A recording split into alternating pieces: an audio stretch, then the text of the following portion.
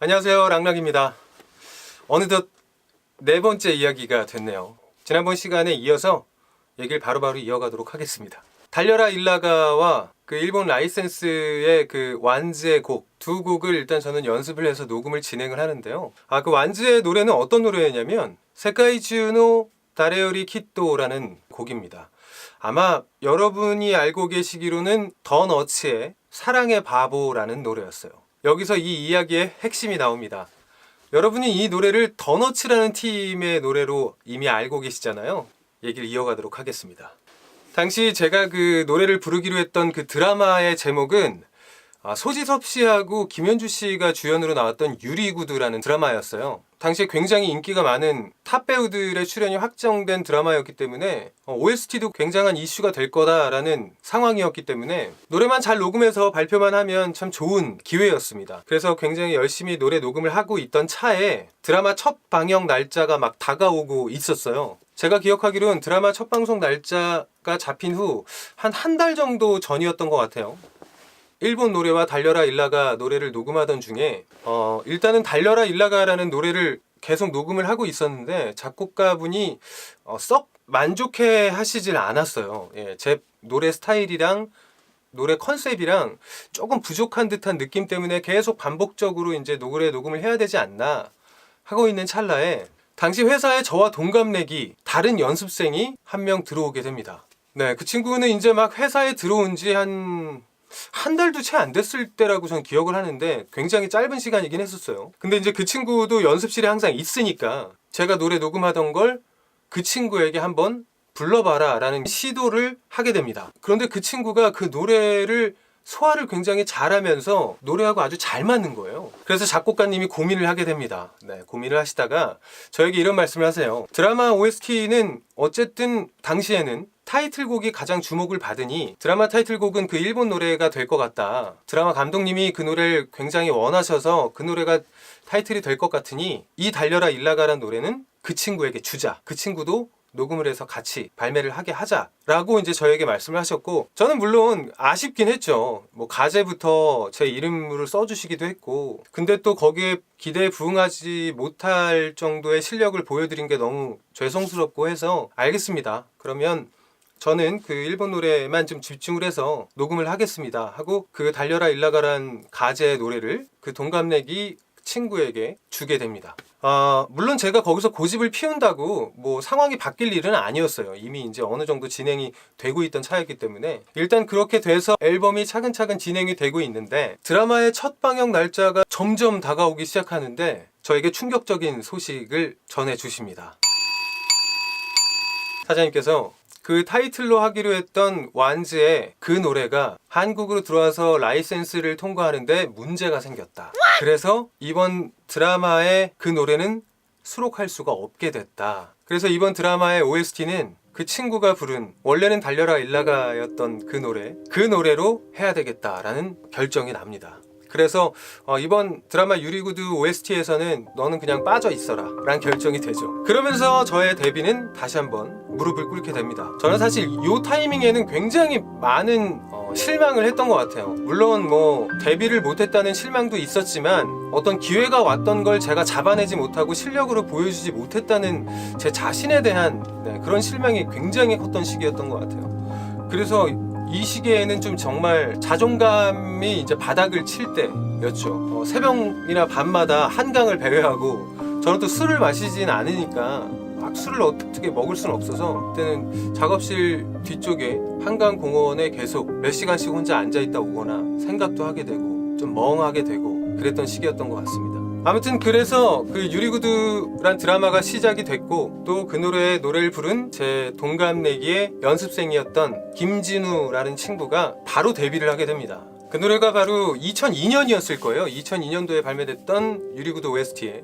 김진우의 너에게로 가는 길이라는 제목으로 발표된 노래입니다. 제가 아까 완즈의 노래나 뭐 더너츠의 사랑의 바보나 이번 이 너에게로 가는 길 같은 노래를 이 영상 중간중간에 좀 틀어드리고 싶은데 유튜브의 그 저작권 문제 때문에 음악을 올려드릴 수는 없어요. 좀 양해를 부탁드립니다. 당시 그래서 이 드라마의 OST가 굉장히 잘 됐어요. 잘 돼서 드라마도 인기가 되게 많았고 OST도 인기가 많아서 이 친구는 회사에 들어온 지 뭐 한두 달 만에 바로 방송 준비를 해가지고 데뷔를 하게 된 거죠. 그래서 그 친구는 뭐 방송 3사의 음악 프로도 계속 하게 되고 옆에서 이제 저는 그 모습을 지켜볼 수밖에 없는 상황이 된 거죠. 여러 가지 되게 만감이 교체했던 시기였던 것 같아요. 자신에 대한 부족함도 다시 되돌아보게 됐고, 근데 또 거기서 회사에서는 그 친구가 방송을 조금 하는 걸 모니터링한 후에 라이브 액션이나 방송의 어떤 그런 모션이나 이런 것들이 좀 약하니까 일락이 네가 옆에서 연습실에 가서 좀 그걸 봐주고 네가 그런 걸 잘하니까 더 도와줘라 라고 했는데, 정말 마음속은 타들어가고 너무 아픈데 가서 또 제가 할 수 있는 일은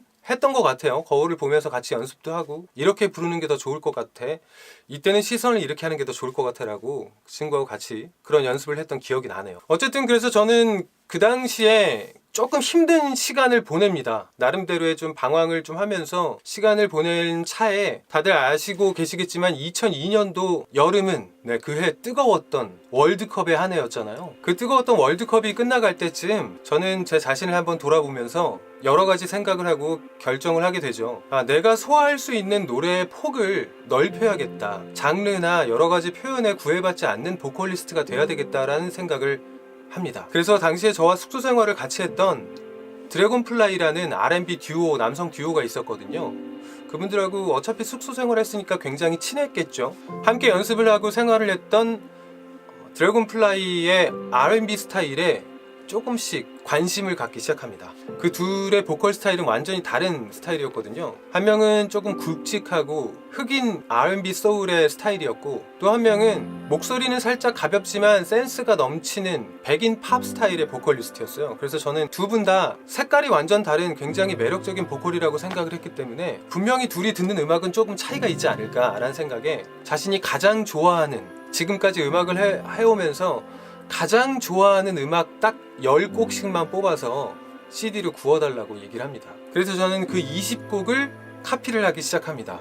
그 전까지 저는 R&B 팀이나 노래나 음악 같은 걸 많이 듣지 않았기 때문에 잘 몰랐거든요. 그래서 모르는 가수나 뭐 이런 것들이 있으면 묻기도 하고, 그러면서 그 20곡을 계속해서 반복적으로 연습하게 되죠. 당시에는 그동안 불렀던 락 스타일이 워낙 제 몸에 배어 있는 데다가 R&B 스타일을 금방 한다고 되진 않거든요. 그래서 노래를 꼭 연습하고 있으면 그 당시에 작곡가 분들이나 연습실에 있던 형들은 하지 마라, 네가 그렇게 부른다고 바뀌는 게 아니다, 넌 그냥 너 하는 네 스타일대로 해 라고 얘기를 했던 기억이 나요. 그때는 나름대로, 근데 저는 제가 그 결정했던 부를 수 있는 노래의 폭을 넓히는데 집중을 하기 위해서 사실 그때는 이제 다른 얘기들은 다 그냥 걸러 듣습니다. 그리고 무조건 이 노래들, 다른 건 다 모르겠고 이 20곡만큼은 똑같이 부를 수 있을 때까지 카피를 해야 되겠다라는 생각에 반복적으로 그 노래들을 연습을 합니다. 그러면서 이제 나름대로의 R&B 스타일의 음악들, 흑인 소울이나 당시에 유행했던 팝 음악들의 어느 정도의 감을 따라가기 시작합니다. 이렇게 부르는 거고 이런 식으로 표현을 하는 거구나 라는 생각에 계속 연습을 하게 되는 거죠. 그러면서 그 안에서 제가 부르던 이 락 스타일을 살짝 가미한 표현을 하면서 제 나름대로 이제 색깔을 찾기 시작한 거예요. 그렇게 시간이 또 1년, 2년 지나기 시작합니다. 그렇게 한 2년쯤 지나갔을 무렵에 저희 작업실에는 또 동갑내기 다른 작곡을 배우는 친구들도 오게 되거든요. 그 중에 한 친구하고 좀 마음이 맞아서 그 친구와 얘기도 많이 하고 연습도 좀 봐주기도 하고 그런 시간을 보내다가, 그 친구도 이제 막 작곡가로 데뷔를 하려고 여러 곡들을 쓰고 있는 찰나였는데, 네가 쓰는 모든 곡 또는 네가 원하면 어떤 노래든 내가 가이드를 떠줄 테니 같이 뭔가 좀 해보자 라는 의기투합을 하게 되죠. 이 가이드라는 건 또 아시는 분들도 계시겠지만, 작곡가가 노래를 만들 때 처음부터 가사나 정확한 멜로디로 작곡가가 직접 부르진 않거든요. 물론 그런 분들도 계시긴 하지만 어떤 분은 그냥 악기로 그걸 표현해두기도 하고, 어떤 분은 자기가 멜로디로 대충 외워만 뒀다가 가 녹음을 할 때 그걸 가이드를 부르는 다른 보컬한테 미리 부탁을 합니다. 정식 녹음이 아닌 거죠. 말 그대로 그림을 그릴 때 대충 보조선을 그어 넣는 거라고 생각하시면 될 것 같아요. 진짜 녹음할 때는 아주 진한 선으로 그걸 진짜로 그리는 것처럼 가 녹음을 할 때 그걸 가이드라고 합니다. 그래서 노래를 연습하는 시기에는 이 가이드를 많이 떠볼수록 많은 도움이 되거든요. 뭐 실제로 노래 녹음하는 거와 별반 차이가 없기 때문에, 물론 조금 더 가볍긴 하지만 색깔이 칠해져 있지 않은 어떤 노래를 받아서 내 스타일대로 소화할 수 있는 연습이 되기 때문에 당시에는 이제 가이드를 많이 떠야 되겠다라는 결정을 내립니다. 그래서 그때는 주변 작곡가 형님들이나 작곡가분들에게 막 연락을 해서 가이드 뜰 일이 있으면 언제든지 저를 찾아주세요. 제가 열심히 가서 해보겠습니다 라고 얘기를 하고 다닙니다. 여기저기. 요즘 같은 경우는 실용음악과 학생들이 이 가이드를 알바처럼, 아르바이트처럼 가이드를 뜨고 소정의 금액을 받는 걸로 알고 있는데, 저는 당시에는 뭐 그런 건 없었고요.